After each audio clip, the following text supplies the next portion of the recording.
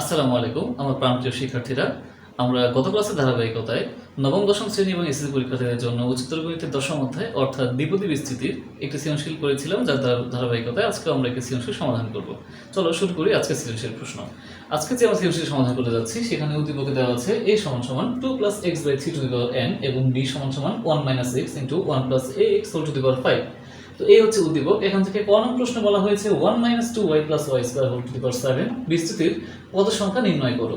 তো আমরা দেখতে পাচ্ছি এখানে তিনটি পদ। আমরা জানি দ্বিপদী বিস্তৃতির পাওয়ার যত থাকে তার এক বেশি হচ্ছে তার পদ সংখ্যা, কিন্তু এখানে তো তিনটি পদ, এটিকে আমরা দুটি পদ আকারে প্রকাশ করব। তাই আমরা লিখেছি যে 1 - 2y + y² 7 এটিকে আমরা a² - 2ab + b² সূত্রে ফেলেছি, যেখানে 1 হচ্ছে সূত্রের a এবং y হচ্ছে সূত্রের b। এই অনুযায়ী যদি আমরা সূত্র ফেলি তাহলে আমরা পাচ্ছি 1 - y² এবং উপরে 2⁷ আছে। তো আমরা যদি এই 7 কে লিখি এবং স্কয়ারের 2 এবং 7 দিয়ে যদি আমরা গুণ করি তাহলে আমরা পাচ্ছি 7 × 2 14। তো এখন আমরা দেখছি যে 1 - y14 আছে, এই হচ্ছে একটি দ্বিপদী রাশি। তো এখানকার তাহলে আমরা পদ সংখ্যা বলতে পারি যে 14 এর তুলনায় এক বেশি হবে পদ সংখ্যা, অর্থাৎ 15। এই হচ্ছে ক নং প্রশ্ন। তো পদ সংখ্যা আমরা পেয়েছি 15। এবার যাচ্ছি খ এর সমাধানে। খতে বলা হয়েছে a এর বিস্তৃতিতে পঞ্চম পদের সহগ ষষ্ঠ পদের সহগের 5 গুণ হলে n এর মান কত, এটা নির্ণয় করতে হবে। তো আমরা দেখতে পাচ্ছি a রাশিটি হচ্ছে 2 + x/3n।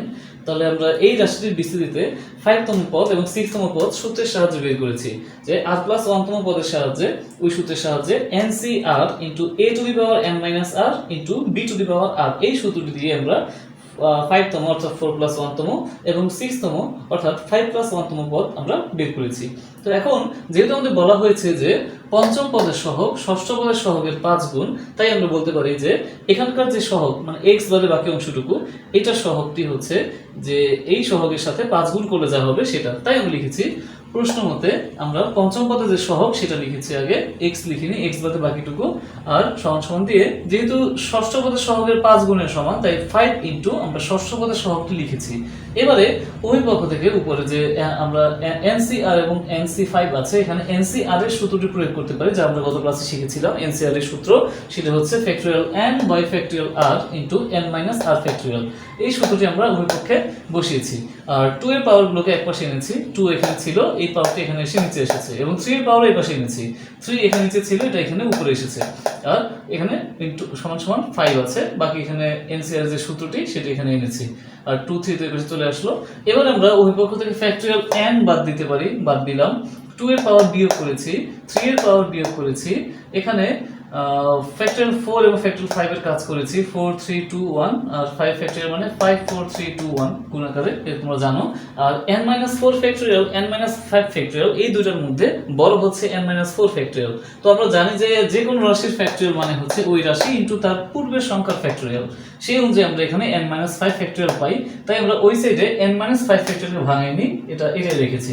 এবার উভয় পক্ষ থেকে যদি n-5 বাদ দেই আর বাকি সংখ্যাগুলো যদি গুণ ভাগ কাটাকাটি করি উভয় পক্ষ থেকে, তাহলে আমরা পাই 1/n-4 * 2 এখান থেকে 2 এসেছে, এখান থেকে 3 এসেছে, আর বাকি 4 3 2 1 4 3 2 1 বাদ, আর এখানকার নিচের 5 এবং উপরে 5 কাটাকাটি যায়, তাহলে আর কিছু থাকছে না। তাই এখান থেকে আমরা লিখেছি 1। আর এই সাইড থেকে পরবর্তী লাইনে আমরা যদি আর গুণ করি তাহলে আমরা পাই n-4 = 6। তো এখান থেকে -4 এর পাশে গিয়ে +4 হলে n এর মান আমরা পাবো 10, অর্থাৎ আমাদের খ নং অ্যান্সার হচ্ছে 10। এই হচ্ছে আমাদের আজকের খ নং প্রশ্নের সমাধান। এবার যাচ্ছি আমরা গ নং প্রশ্নের সমাধানে। এটি খুব ইম্পর্টেন্ট একটি অঙ্ক, পরীক্ষা আসার মতো। গতে বলা হয়েছে যে b = 1 + bx² + cx³ .. এত হলে a b ও c এর মান নির্ণয় করো। আমাদের উদ্দীপকে b এর একটি মান দেওয়া ছিল, অর্থাৎ b এর রাশি দেওয়া ছিল এটি, এবং আমাদের প্রশ্নে যে b দেওয়া আছে এই দুটি সমান দেখিয়ে আমাদেরকে এটা সমাধান করতে হবে, অর্থাৎ a b c এর মান বের করতে হবে। তো শুরুতেই আমরা উদ্দীপকে যে b রাশিটি দেওয়া ছিল এই রাশিটিকে আমরা বিস্তৃতি করেছি 1 - x ঠিক রেখে।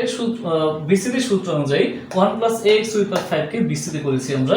এখানে সর্বোচ্চ আমরা x³ পর্যন্ত বিস্তৃতি করব, কারণ আমাদের যে প্রশ্নে যে মানটি দেওয়া আছে এখানে cx³ অর্থাৎ x এর সর্বোচ্চ পাওয়ার হচ্ছে 3 x³ পর্যন্ত। তাই আমরা এই রাশিটিকেও x³ পর্যন্ত বিস্তৃতি করেছি। পরবর্তী লাইনে আমরা 1 দিয়ে এবং -x দিয়ে গুণ করেছি, অর্থাৎ 1 - x দিয়ে এই পুরো রাশিটিকে গুণ করে আমরা গুণফল হিসেবে এটা পেয়েছি। তো এবারে আমরা যেখানে যেখানে x আছে গুণফলের জায়গায় বিস্তৃতি করার পর x গুলো কমন নিয়েছি, x² কমন নিয়েছি, x³ কমন নিয়েছি, x³ পর্যন্ত রেখেছি, ঠিক আছে।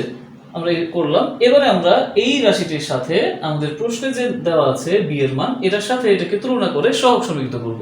তাহলে আমরা লিখতে পারি প্রশ্ন মতে, প্রশ্নে যে লাইনটি দেওয়া ছিল বি এর মান, এটা সমান সমান আমরা উদ্দীপকের বি এর বিসিডি করে যা মান পেয়েছি সেটা সমান দেখালাম। সমান দেখানোর পর আমরা সহগ সমীকৃত করব। কার কার সহগ? এখানে এক্স এর সহগ আছে, এক্স স্কোয়ারের এবং এক্স কিউবের। এই তিনটি সহগ সমীকৃত করলেই আমরা এ বি সি এর মান পেয়ে যাব। তাই আমরা লিখেছি প্রথমে এক্স এর সহগ যদি আমরা সমীকৃত করি, ডান পক্ষে পাচ্ছি এক্স এর সহগ 5a-1 এবং বাম পক্ষে এক্স নেই, তাই আমরা এক্স এর সহগকে 0 ধরবো। তাই 5a-1 সমান 0, এখান থেকে এর মান আসবে 1/5। একই রকম ভাবে এক্স স্কোয়ারের সহগ যদি আমরা সমীকৃত করি, তাহলে এক্স স্কোয়ার সহগ 10a² - 5a, এটা এবার এক্স স্কোয়ার সহগ b, তাহলে আমরা 10a² - 5a সমান b লিখেছি। আমরা এর মানগুলো বসিয়ে দিয়েছি, বসিয়ে ক্যালকুলেশন করে b এর মান পেয়েছি -3/5। একই রকম ভাবে আমরা c এর জন্য x কিউবের সহগ সমীকৃত করব। x কিউবের সহগ ডান পক্ষে 10a³ - 10a² সমান বাম পক্ষে cx³ অর্থাৎ c। তাহলে আমরা এখান থেকে আবার a এর মান বসিয়ে ক্যালকুলেশন করেছি এবং c এর মান পেয়েছি -8/25।